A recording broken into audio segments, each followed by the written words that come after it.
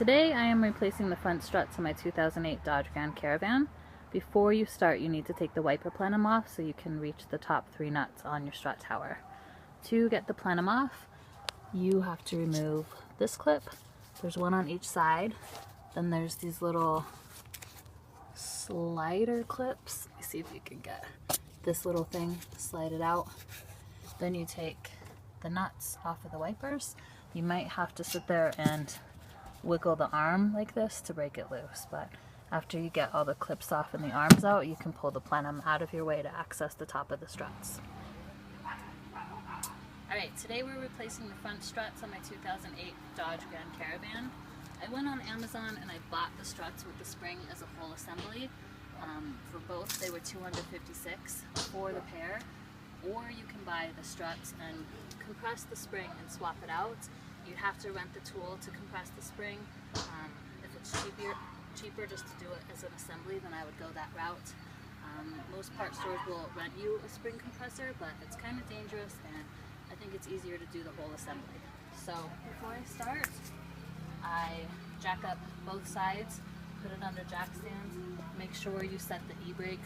My driveway is slanted. I definitely don't want this sloping down the driveway on me. After you get the wiper plenum off, come down under here. I've marked both of these bolts to try and put them in the same way. This is where you adjust your alignment. So I try and put them back in where I've got the marks, but I'm still going to have to go to the alignment shop and get it aligned. You need to loosen the nut that holds your sway bar link in. I think it's easier to loosen both sides so you're not fighting against the sway bar. Then there's a little 10mm nut right here that holds the cable for your wheel speed sensor. You want to get that loose so you're not pulling on this cable. Then you take these 2 loose, you come up on the top, you take these 3 loose, and you can replace the assembly as a whole assembly. Okay? Alright, sometimes when you go to take these strut bolts loose, they will be jammed in here. You might have to take them and hit them with an air hammer to pop them loose. I will hit it with an air hammer, or I'll come back over on this side with a gun and try and loosen it. Don't sit here and bang on it with a hammer. If you damage the threads, then you can't reuse these bolts. Before I take those loose, I stick a jack under the spindle so the whole thing's not dropping down and I'm not fighting against the weight of that.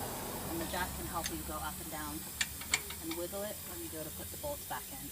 Then I have my bolts where I marked them at 11 o'clock, and I try and put them back in at least sort of close to the same spot so I help the guys doing the alignment. Right? When I go to tighten these nuts down, I counter hold it with a wrench so I can keep this mark at 11 o'clock where I want it.